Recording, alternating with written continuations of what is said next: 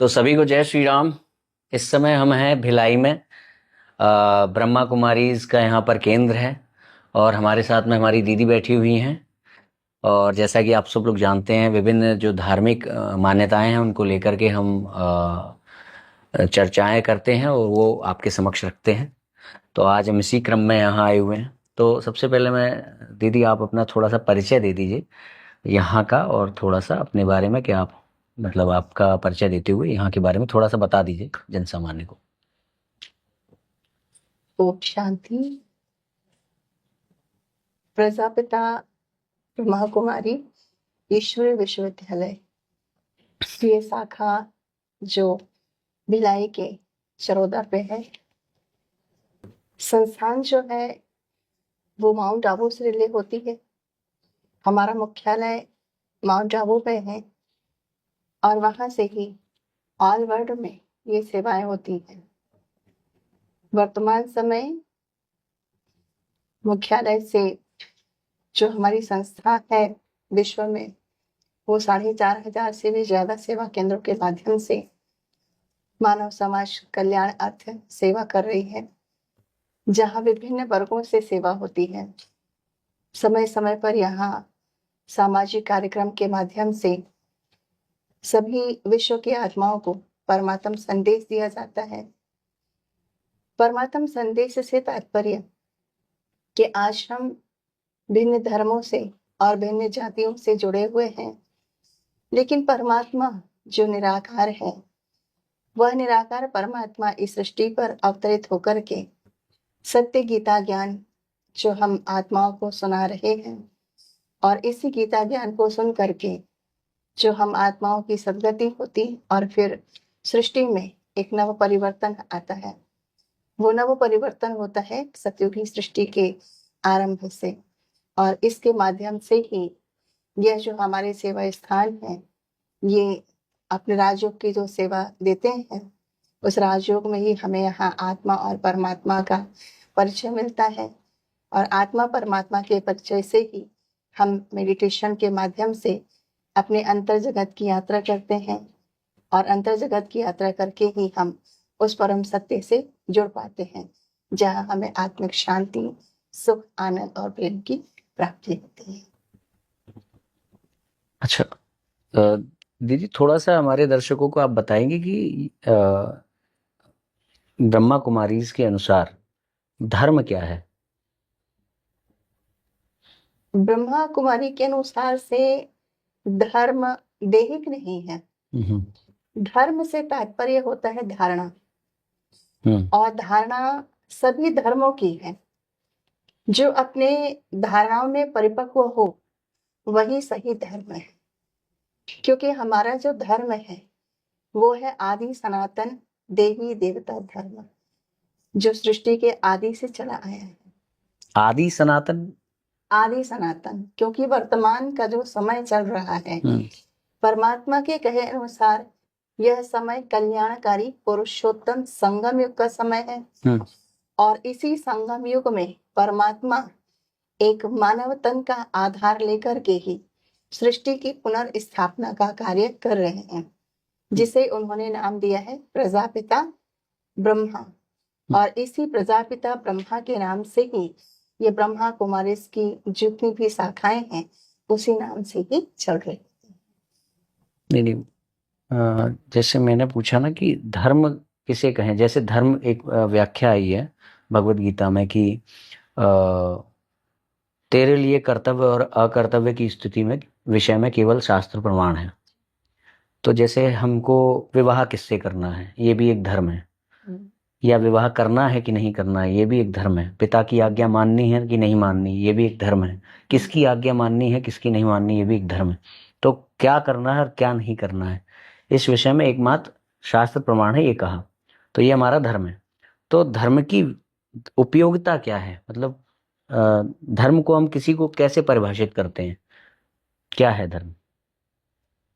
जैसे आपने कहा विभिन्न धर्म, तो जैसे आपके अनुसार क्या इस्लाम भी धर्म है, क्या क्रिश्चियनिटी भी धर्म है? क्योंकि वहां पर तो धर्म शब्द नहीं मिलता, दूसरे शब्द मिलते हैं। तो फिर वो धर्म क्या चीज है जो जिसके कारण हम उसको भी धर्म कह रहे हैं।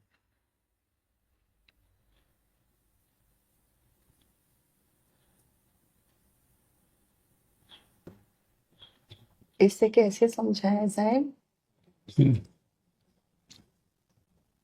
इसको इस तरह से देख लेते हैं, जैसे कि आपने कहा ना ईश्वर निराकार है, फिर दूसरी तरफ हम कहते हैं कि ईश्वर सर्वशक्तिमान है ना। तो निराकार है, वो किसी और शरीर का उपयोग करता है ना। क्या वो स्वयं से अवतरित होता है क्या? परमात्मा के बारे में जो स्वयं परमात्मा ने बताया है जी। कि मैं स्वयं भू हम्म माना स्वयं से जन्म लेने वाला, ना ही मैं जन्म किसी मानव रीति से जन्म लेता, ना ही मैं मरता। माना वो परमात्मा जो जन्म और मृत्यु दोनों से परे है, अर्थात वो सर्वशक्तिवान है।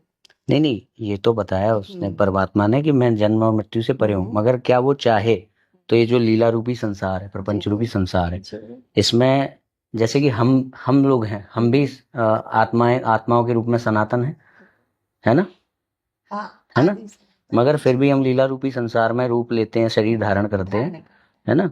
तो उसी तरीके से क्या ईश्वर भी इस तरह से शरीर धारण कर सकता है? नहीं, परमात्मा ने कहा कि मैं शरीर धारण कब करता हूँ, जब मुझे इस सृष्टि का परिवर्तन करना होता है, तब मैं आकर किसी और शरीर में आता। किसी अपने से जैसे हम लोग अपने से शरीर में आ रहे हैं, वैसे परमात्मा नहीं आ सकता। परमात्मा ने कहा तो मैं पर काया प्रवेश करता हूँ। पर काया प्रवेश, तो इसमें वो जो टॉपिक है ना कि दूसरे चीजों को हम धर्म कैसे कह रहे हैं या फिर धर्म क्या होता है, वो उससे रिलेटेड है। तो इसमें क्या है कि जब हमने ये कहा कि ईश्वर पर काया प्रवेश तो कर सकता है, परंतु स्वयं से माता के गर्भ से प्रकट होकर नहीं दिखा सकता, तो इसमें फिर एक बाधा लग रही है कि ईश्वर सर्वशक्तिमान नहीं रहा, क्योंकि सर्व का अर्थ है सभी कार्यों को करने की शक्ति जिसमें हो वो सर्वशक्तिमान है। जैसे हम कहें क्या ईश्वर उड़ सकता है, तो हाँ बिल्कुल उड़ सकता है। क्या ईश्वर गायब हो सकता है, तो गायब हो सकता है। क्या ईश्वर हर जगह हो सकता है? हाँ हो सकता है। क्या ईश्वर चेयर को हवा में उड़ा सकता है? बिल्कुल उड़ा सकता है। तो तभी उसको हम सर्वशक्तिमान कह रहे हैं। मगर यहाँ पे हम कह रहे हैं कि वो जन्म नहीं ले सकता। यहाँ हम इसको ऐसा भी कह सकते हैं कि परमात्मा निराकार है और बाकी सभी जो आत्माएं हैं उनमें कोई देव आत्मा है, कोई धर्म आत्मा है, कोई महान आत्मा है, कोई पाप आत्मा है और कोई पुण्य आत्मा है। हम कभी भी पुण्य परमात्मा नहीं कहते या पुण्य धर्मात्मा नहीं कहते या पुण्य महात्मा नहीं कहते। परमात्मा से तात्पर्य कि वो सर्वोपरि है, सर्वोच्च है, और बाकी जो आत्माएं हैं, चाहे वो देव आत्मा हो, धर्मात्मा हो, महान आत्मा हो, पुण्य आत्मा हो या पाप आत्मा हो, ये हम सभी आत्माएं जो है जो माता के गर्भ से जन्म लेती हैं, मृत्यु को प्राप्त करती हैं और फिर जन्म लेती हैं। और परमात्मा जो कि निराकार है, वो इस जन्म मरण के चक्कर से परे है। नहीं, वो तो परमात्मा अलग है और देव आत्मा अलग। नहीं, वो तो है। यदि वो चाहे तो वो कर सकता है, ले सकता है जन्म, या नहीं ले सकता है? परमात्मा चाहे तो जैसे उसका मन हुआ कि भाई मैं लीला में आऊं, खेलूं, कूदूं, या मतलब अपने मन से, ये नहीं कि उसको बाध्य है कि अभी आज, जैसे हम लोग अपनी मृत्यु को कंट्रोल नहीं कर सकते, मगर वो चाहे कि मैं अपने इच्छा अनुसार जब चाहूं तब शरीर को त्यागूं, मैं अपनी इच्छा अनुसार जब चाहूं तब आऊं। हमारे कंट्रोल में जन्म मृत्यु नहीं है, उसके कंट्रोल में है। तो क्या वो इस कंट्रोल के साथ आ सकता है या नहीं? और नहीं आ सकता है, अगर मान लिया कि उसने कहा है कि मैं नहीं आ सकता, फिर उसको हम सर्वशक्तिमान कैसे कहेंगे? परमात्मा को सर्वशक्तिवान कैसे कहेंगे? जैसे हम कहते हैं सर्वज्ञ, सर्वज्ञ का मतलब है ऐसा कुछ भी नहीं है जो उसको ज्ञात ना हो, है ना। हम कहते हैं सर्वव्यापी, तो सर्वव्यापी का अर्थ ये है, हम उसको नहीं कहते।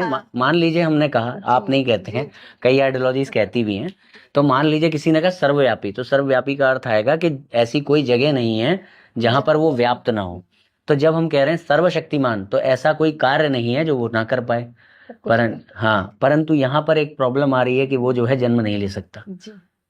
अब परमात्मा ने स्वयं ही कहा है ना कि मैं स्वयं हूँ, मैं सर्वशक्तिमान हूँ, लेकिन अगर मैं भी जन्म ले लूं, अगर मनुष्यों की भांति मैं भी जन्म ले लूं, तो फिर मनुष्यों में और फिर मुझ परमात्मा में अंतर कहाँ रह जाएगा? अंतर ये रह जाएगा कि मैं जब चाहूं तब मरूंगा, मनुष्य जब चाहे तब नहीं मरता है।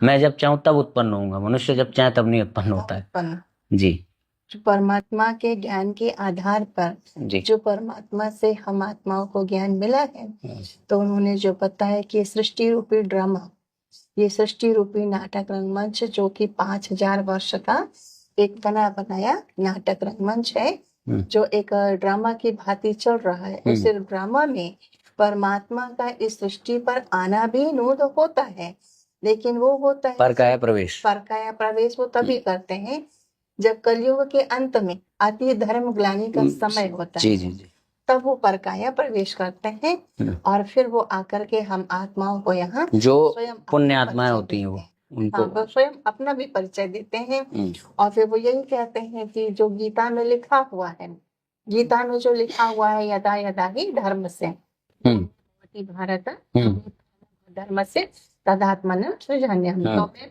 इस सृष्टि रंगमंच पर कल्प में एक बार आता हूँ, अर्थात 5000। कल्प की बात तो नहीं आई है। हाँ, मतलब ये पूरा वो कहते हैं जब जब धर्म की हानि होती है तब तब मैं जो है अधर्म का नाश करने के लिए साधु भक्तों के उद्धार के लिए परित्राणाय साधु नाम, जी जी है ना, विनाशाय च दुष्कृताम। तो वो तब मैं अपना स्वयं का सृजन करता हूँ। वहां पे ये भी नहीं कहा है कि मैं परकाया में प्रवेश करता हूँ। वहां पे कहा है मैं सृजन करता हूँ, अपने आप का स्वयं रूप बनाता हूँ। तो परमात्मा ने ये भी कहा ना कि धर्म की ग्लानि केवल एक बार होती है। सतयुग और त्रेता युग में धर्म ग्लानि नहीं हुई, द्वापर और कलयुग के बीच में भी नहीं हुई, ये कलयुग अंत में हुई। नहीं ये दीदी, वो जो विषय चल रहा है ना, वो ये चल रहा है कि ईश्वर ये मनुष्यों की भांति अवतार ले सकता है कि नहीं, परकाया प्रवेश नहीं, मगर मनुष्यों की भांति शरीर धारण कर सकता है कि नहीं। अगर नहीं कर सकता है वो अलग बात है, मगर नहीं कर सकता है तो फिर उसकी ये जो सर्वशक्तिमत्ता है उसमें क्वेश्चन उठ जाता है। जैसे अगर दुनिया में कोई भी एक कार्य है जो वो नहीं कर पा रहा है तो उस पर फिर क्वेश्चन आ जाता है, वो सर्व शब्द हट जाएगा। फिर सर्व का मतलब तो सर्व ही है कि वो सब कुछ कर सकते हैं। जी, तो वो सब कुछ तो कर ही रहे हैं, तो वो जन्म कहाँ ले रहे हैं? अच्छा, वो जन्म इसलिए नहीं ले रहे हैं क्योंकि वो निराकार है। तो इसका मतलब वो नहीं ले सकते ना, बाधित हो गए ना। तो वो परकाया प्रवेश तो कर रहे हैं ना। नहीं तो जन्म नहीं ले रहे ना। हाँ, जन्म नहीं ले रहे हैं, जन्म मरण के चक्र से परे हैं। तो कहना चाहिए जो ये जो विशेषण है ना सर्व, ये एक विशेषण है। ये तब लग रहा है जब सर्व मतलब जिसमें सब हो गया, सब। हाँ, या तो जैसे हम सर्वज्ञ कहेंगे तो हम कहें कि क्या ईश्वर ये जानता है कि नाली में कौन सा कीड़ा चल रहा है। अब हम कह दें कि वो नाली में जानना उसका काम नहीं है, हम कह दें कि वो अच्छी चीज नहीं है, उसको क्यों जाने ईश्वर। तो मगर वो अगर नहीं जानता है कि नाली में क्या है तो वहां पे सर्वज्ञता नष्ट हो जाएगी। ये मानना पड़ेगा कि नाली की चीजें भी उसको पता है, यानी कि अच्छी और बुरी सब चीजें उसको पता है। इसीलिए अगर कोई छोटा काम है या बड़ा काम है, अगर छोटा भी है तो भी उसको करना होना चाहिए, तभी वो सर्वशक्तिमान होगा। इसको एक तरीके से और देख सकते हैं। हम लोग ये कैसे किसी को सिद्ध करें कि ईश्वर है? ईश्वर है, ईश्वर की शक्तियों को अनुभव करके। ये कैसे पता चलेगा कि उसी की शक्ति है? जैसे जो लोग कहते हैं मैं ईश्वर को नहीं मानता, तो हम उसको क्या कहें? जिस प्रकार देखा जाए, ये फैन चल रहा है, हम इस फैन के नीचे बैठे हुए हैं जी, और हमें ठंडी हवा लग रही है जी, तो हम केवल फैन को देख रहे हैं ना, क्योंकि वो स्थूल है जी, लेकिन हवा को तो नहीं देखा जा रहा है, उसकी हम महसूस तक कर रहे हैं ना।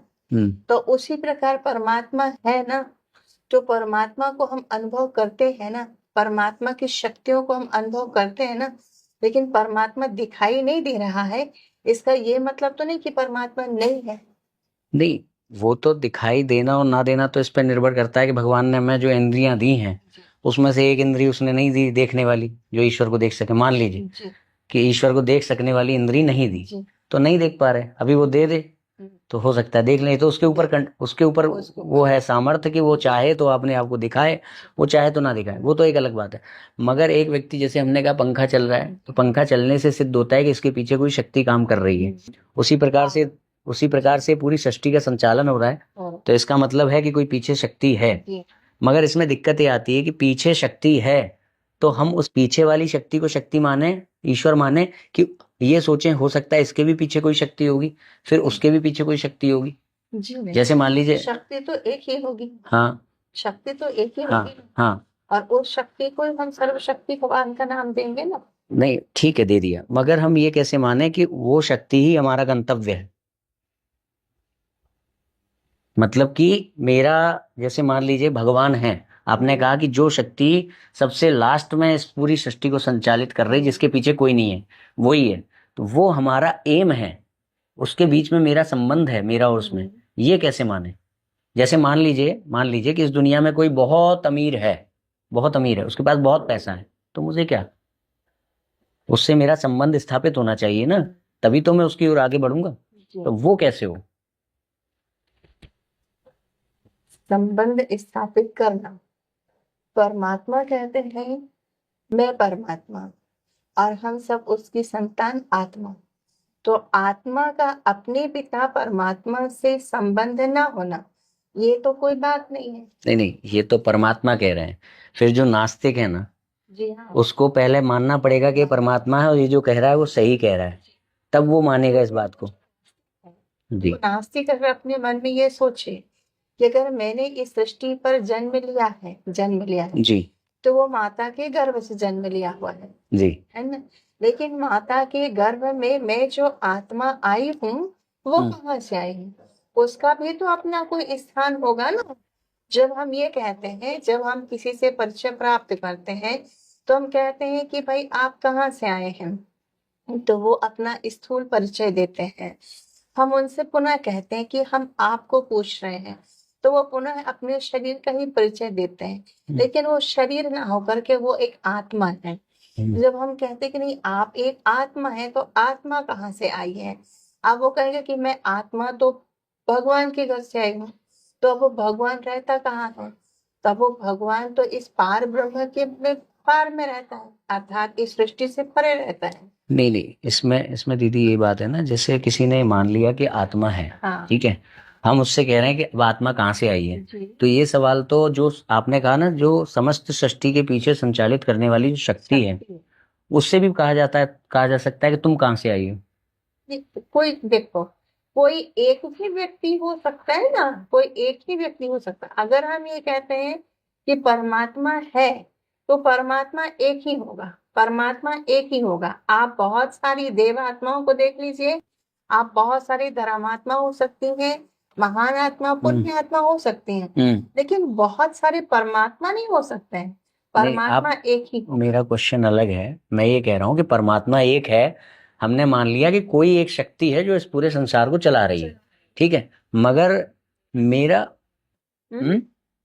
जो नास्तिक है वो नहीं मान, मेरा उससे संबंध क्या है जो मैं उसकी पूजा करूं, उसकी बातें मानूं, मेरा क्या संबंध है उससे, ये कैसे सिद्ध होगा? वो स्वयं वो तो ये कह देगा, जैसे बौद्ध दर्शन जो कहता है, वो कहता है भाई प्रकृति सब कुछ है, प्रकृति चला रही है, अपने आप चल रहा है, और जो आप ये करोगे तो ये होगा, ये करोगे तो ये होगा, बात खत्म, कोई ईश्वर विश्वर नहीं है। ये नास्तिकों का दर्शन भी कहता है, बौद्ध दर्शन नास्तिक दर्शन है ही। तो अब यदि मैंने मान लिया प्रकृति चला रही, ठीक है चला रही, उससे मेरा कोई रिलेशन नहीं है। जब तक हम रिलेशन नहीं सिद्ध करेंगे तब तक ईश्वर सिद्ध नहीं होगा, और जब तक ईश्वर नहीं सिद्ध करेंगे तब तक धर्म सिद्ध नहीं होगा, और जब तक हम धर्म सिद्ध नहीं करेंगे तब तक हम ये पहचान नहीं पाएंगे कि इस्लाम और ईसाइयत को हम धर्म कहें ना कहें। ये पॉइंट मतलब वहीं से कनेक्टेड है ये बात। इसलिए आवश्यक है कि हम मतलब पहले ये जानें कि हम ये समझ पाएं कि क्या कहते हैं कि ईश्वर सिद्ध कैसे होता है। अब जैसे हमने कहा, एक्चुअली मेरी जानकारी में जो है ईश्वर नास्तिक से ही शुरू होती है सारी यात्रा। ईश्वर को सिद्ध करेंगे जब आप, अगर सिद्ध करेंगे, अगर सिद्ध नहीं करना, केवल परमात्मा ने कहा है मान लो, तो फिर तो वो वाली बात है कि जिसको मानना है मानेगा, जिसकी आस्था हो गई, आपकी बातें उसको अच्छी लगी, वो प्रभावित हुआ तो उसने मान लिया। मगर वो ठोस जो एक होता है ना कि उस फिर तस से मस ना होने वाली बात, वो वाली बात नहीं हो पाएगी उसमें। तो हम लोगों की जो व्याख्या है वो असतो मा सद्गमय, तमसो मा ज्योतिर्गमय, मृत्युमा मृतम गमय से शुरू होती है। एक जीव के अंदर, एक नास्तिक व्यक्ति के अंदर भी कभी ना मरने की प्यास है, अखंड ज्ञानी बन जाने की प्यास है। कोई आया तो कौन आया, अपने आप सोचने लगे, कल पाकिस्तान इंडिया में कौन जीतने वाला है अपने आप सोचने लगे। और इसके साथ ही साथ सदा आनंदित रहने की प्यास है हमारे अंदर, सच्चित आनंद की प्यास है। इसका मतलब जैसे हमारे अंदर ऐसी कोई प्यास नहीं है जिसका विषय इस दुनिया में ना हो, उसका निराकरण करने वाला। जैसे हमारे अंदर भूख है तो दुनिया में खाना है, हमारे अंदर प्यास है दुनिया में पानी है, हमारे अंदर देखने की क्षमता है तो दुनिया में दृश्य है, सुनने की क्षमता है तो दुनिया में आवाज है। तो जिस प्रकार भूख होने से ही सिद्ध हो जाता है कि इस दुनिया में कुछ है जो आपकी भूख मिटा सकता है, प्यास होने से ही सिद्ध हो जाता है कि इस दुनिया में कोई आपकी प्यास मिटाने वाला तत्व है, उसी प्रकार से सच्चित आनंद की प्यास होने से, ये कभी ना मरने की प्यास, अखंड ज्ञानी की प्यास और आनंद की प्यास, तो सच्चित आनंद की प्यास से ही सिद्ध हो जाता है कि दुनिया में सच्चिदानंद स्वरूप परमेश्वर का अस्तित्व है। अच्छा, इस प्यास को अगर हम थोड़ा निचोड़ करके देखें तो नास्तिक भी कभी कभी ये सोचता है कि बारिश ज्यादा हो रही तो कम हो जाए, जबकि वो सुप्रीम अथॉरिटी में विश्वास नहीं कर रहा है, मगर वो सोच रहा है कि बारिश कम हो जाए। और क्या कहते हैं, धूप ज्यादा पड़ रही तो कम हो जाए, नास्तिक भी ऐसा सोच लेता है। इसका मतलब उसके अंदर भी सच्चिदानंद को ढूंढने की चाह है। और ये जो वो सोच रहा है ना, ये बार बार प्रकृति के नियमों के विपरीत, है ना, तो इसका मतलब वो प्रकृति के सभी प्रकार के नियमों को तोड़ देने की चाह उसके अंदर विद्यमान है। और इसी से सिद्ध होता है कि इस संसार में कोई ऐसा है जो प्रकृति के सभी नियमों को तोड़ देता है। तो यहां से ईश्वर तो सिद्ध हो गया, मगर जो हम वो वाला ईश्वर जो प्रकृति के सभी नियमों को ना तोड़ पाए, वो वाला ईश्वर यहाँ से सिद्ध नहीं होगा। अच्छा। हाँ, ये दिक्कत है। ईश्वर तो सिद्ध हो जाएगा, मगर तब हमें कहना पड़ेगा कि हाँ, प्रकृति के सभी नियमों को तोड़, माँ की कोख से भी आएगा राम, मतलब वो एक अलग वो आ जाएगी, राम में भी आएगा, कृष्ण बन के भी आएगा। अब जब हम ये डिसाइड कर लेते हैं कि क्या कहते हैं ईश्वर, क्या कहते हैं कैसे सिद्ध हुआ, तो इससे वो ईश्वर सिद्ध हुआ जो सब कुछ कर सकता है, फिर वहां बाधित ईश्वर नहीं।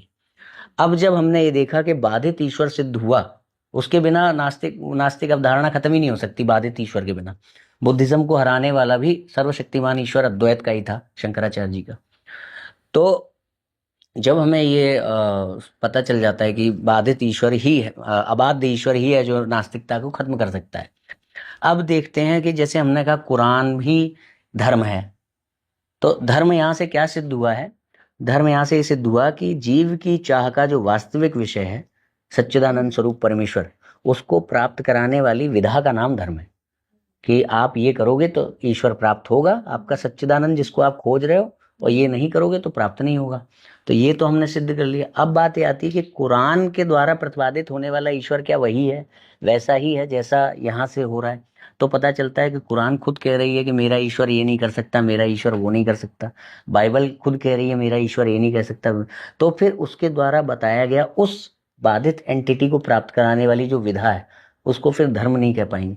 ये छोटा सा मेरा वो था, इसमें थोड़ा सा प्रकाश डालें जी। किरण दीदी, आप क्लियर करेंगे? हाँ दीदी, आप आ जाइए। और अच्छे से एक्सप्लेन कर दो भाई साहब के प्रश्न उत्तर को। वो क्लिप दे दीजिए दीदी को। अच्छा। देवता धर्म के बाद इब्राहिम आया, जिसने अपनी आखिरी बल से, पवित्रता की शक्ति से इस्लाम धर्म